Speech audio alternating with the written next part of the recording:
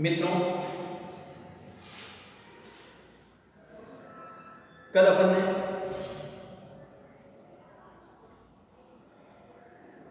अपना चौथा पाठ की आधी कविता पढ़ी थी, जिसका टाइटल है कैदी और कोकिल, जिसके रचनाकार हैं माखनलाल चतुर्वेदी।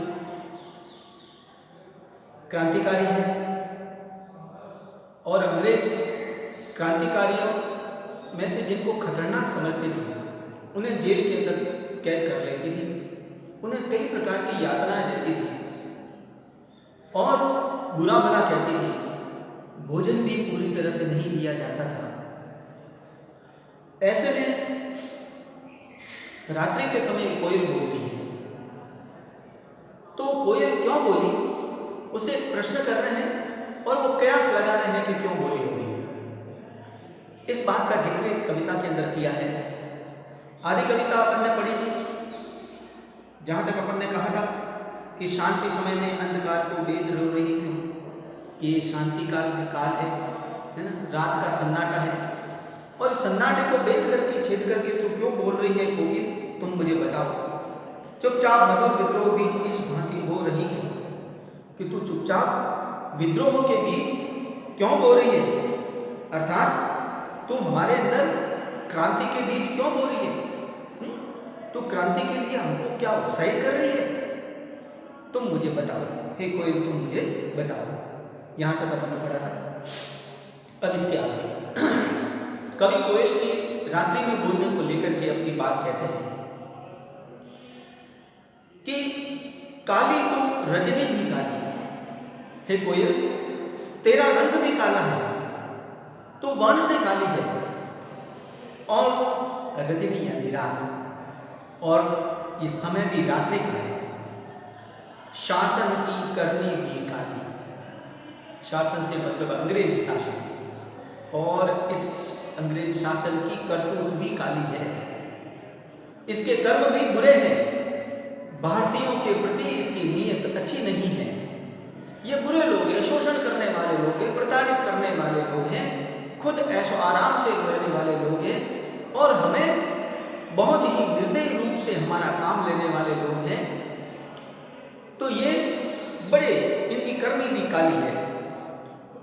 काली लहर कल्पना काली, यानी लहर से मतलब कौन सी लहर, निराशा की लहर। इस समय में जब तू बोली है उस समय बड़ी निराशा की लहर है और कल्पना भी काली है, और हमारे दिमाग में जो विचार चल रहे हैं वो भी काले हैं।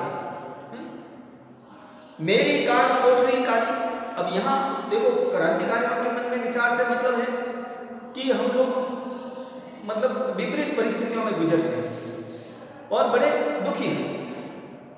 मेरी काल कोठरी काली, और जहां मुझे कैद करके रखा है वहां भी अंधकार है, काल कोठरी है, प्रकाश की व्यवस्था नहीं है। टोपी काली, वैसे कैदियों को सफेद टोपी पहनाते हैं, लेकिन ये सफेद भी ये अंग्रेजों के द्वारा पहनाई गई है ना, बुरी नीयत से पहनाई गई है। ये हमारे लिए महत्वपूर्ण नहीं है, इसलिए ये हमारी टोपी भी काली है, कमली काली, और जो हमें ओढ़ने के लिए कंबल दिया गया है वो भी काले रंग के हैं, वो भी हमें सुहाती नहीं है।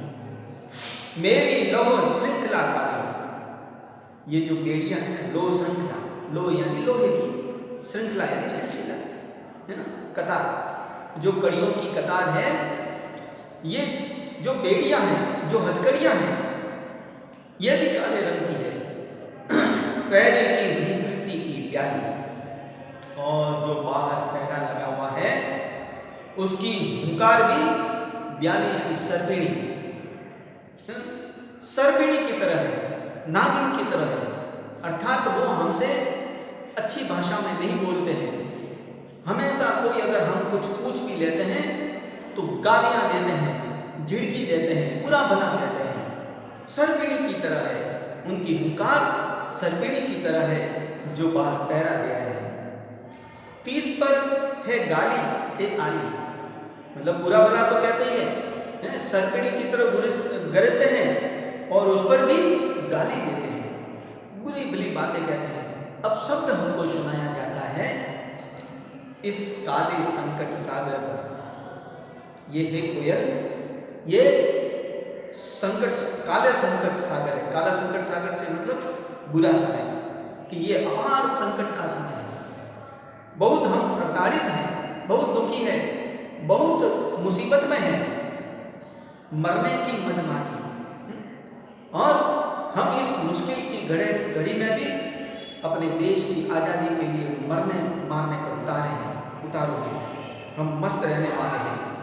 कोकिल बोलो तो बताओ तुम यहाँ पर अब क्यों बोली हो? अपने चमकीले गीतों को, चमकीले गीत मतलब क्रांतिकारियों को उत्साहित करने वाले गीत, कि अपने जो वाणी है उसके अंदर मुझे ऐसा लगता है कि तू क्रांतिकारियों को उत्साहित कर रही है। तो तू अपने क्रांतिकारियों को उत्साहित करने वाले गीतों को क्यों कर है तैराती? तैराना यानी लहराना, लहराना मतलब गाना, कि अपनी सहलहरी में क्यों तैरा रही है? ये क्रांतिकारियों को उत्साहित करने वाले जैसे गीत हो तुम्हारी बोली में, ऐसे गीतों को तू क्यों लहरा रही है?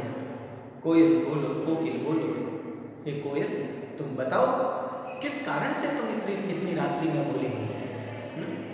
अंदाज लगा रहे हैं, ये कल्पना कर रहे हैं। कवि ने अपनी कोयल की बोली की कल्पना किस रूप में की है? आगे कहते हैं, तुझे मिली हरियाली डाली, तुम तो इस काल कोठरी के बाहर हरी भरी डाली पर बैठी हो। मुझे नसीब कोठरी काली, और हमारे भाग्य में तो ये काल कोठरी है, जहाँ ना प्रकाश है, न पूरा भोजन है, न पानी है, और हमारे साथ में व्यवहार भी अच्छा नहीं है। हम यहाँ पर यातना में जीवन व्यतीत कर रहे हैं और तुम हरी भरी डाली पर बैठे हो। तेरा नभ भर में संचार, संचार यानी आवागमन, नभ भर यानी खुला आकाश, पूरे आकाश में तेरा तो आने जाने के लिए, उड़ने के लिए पूरा आकाश खाली है, असीम आकाश खाली है। और मेरा 10 फुट का संसार, लेकिन मेरा तो संसार कौन सा है? ये 10 बाई 10 का ये काल कोठरी है, ये कमरा है। तुम स्वतंत्र हो, आजाद हो, स्वतंत्र हो, और हम लोग यहाँ कैद में हैं।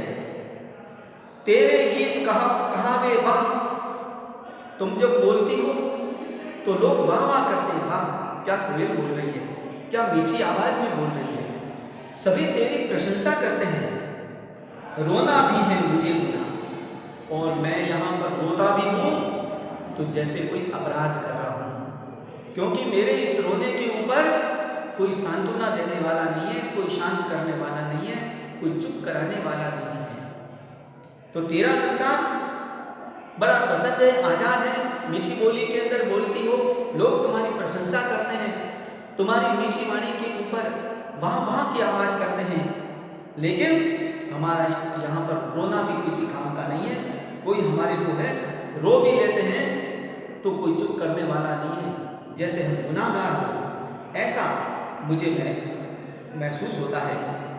देख विषमता तेरी मेरी, विषमता यानी असमानता ना, कि तेरी और मेरी कितनी विषमता है, कितनी असमानता है। तुम आज़ादी से अपना सब कुछ कर सकती हो और मैं यहाँ पर कैद हूँ।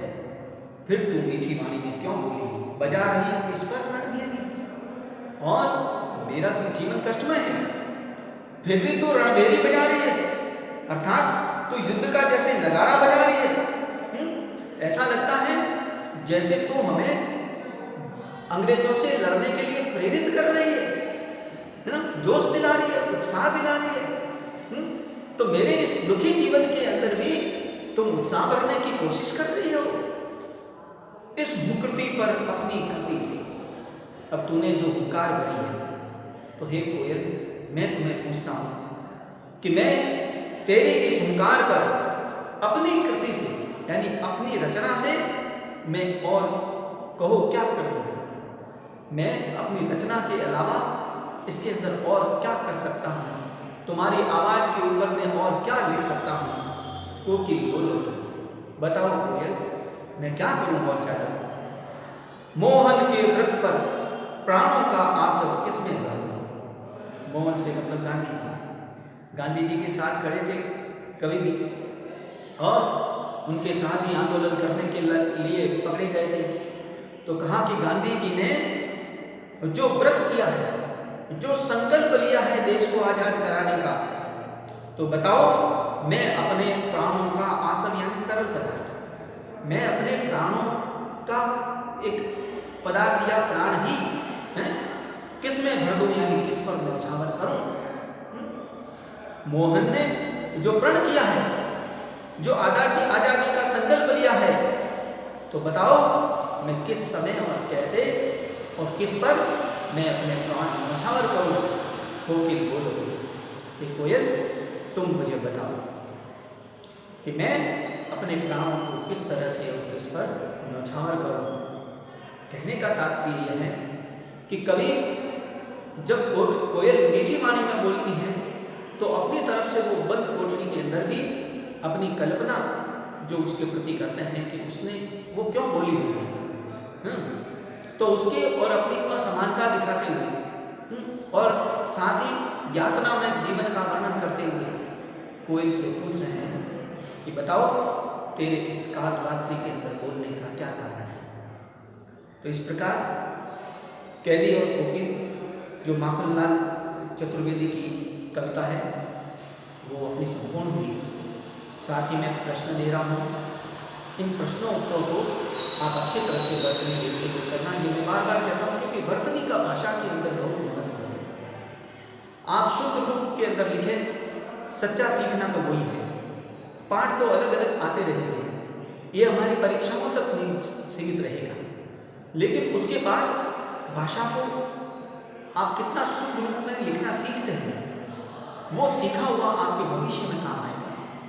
इसलिए आप जब भी लिखें नजरों से देखें, सोचते हुए, समझते हुए, ध्यान से देकर के अनुस्वार, विराम चिन्ह, है ना, च, श, स आदि का जो भेद है, अंतर है, वो देखते हुए आप अच्छी तरह से अपने प्रश्नोत्तरों को करें। जब शुद्ध रूप में लिखा जाता है तो शुद्ध रूप में याद होता है, और शुद्ध रूप में जो याद होता है उसका अर्थ शुद्ध निकलता है। जब अर्थ शुद्ध निकलता है तो हमें अपनी तरफ से भी कल्पना करने की शक्ति आ जाती है। अपनी तरफ से बातें, देखो मैं उत्तर लिखवा रहा हूँ, आप उसके अंदर शब्दों का फेरबदल कर सकते हैं। समान अर्थ वाला अगर मैंने जो लिखा है वो शब्द अगर नहीं आता हो तो आपको जो उसकी जगह पर सेट होता है उसके ही अर्थ वाला समानार्थक होना चाहिए, उसका पर्याय होना चाहिए, वो शब्द आप लिख सकते हैं। बात को थोड़ी बहुत ऊपर नीचे हो सकती है, वाक्य मान लो क्रमबद्ध आपने रटा नहीं, हिंदी में वैसे भी रटा नहीं जाता, समझा जाता है, और समझने के बाद आपको जो बात उससे संबंधित याद रहती है उसको अपनी तरीके से भले आप लिख सकते हैं, मगर प्रश्न के उत्तर में जो विषय वस्तु है, अर्थात प्रश्न जिस संबंध में पूछा गया है उससे संबंधित उत्तर होना चाहिए, तो आपको मार्किंग अवश्य होगी। तो आप जो नीचे प्रश्न उत्तर दिए हैं उनको बड़े ध्यान से करना। आज का अपना पाठ यहीं समाप्त होता है। धन्यवाद।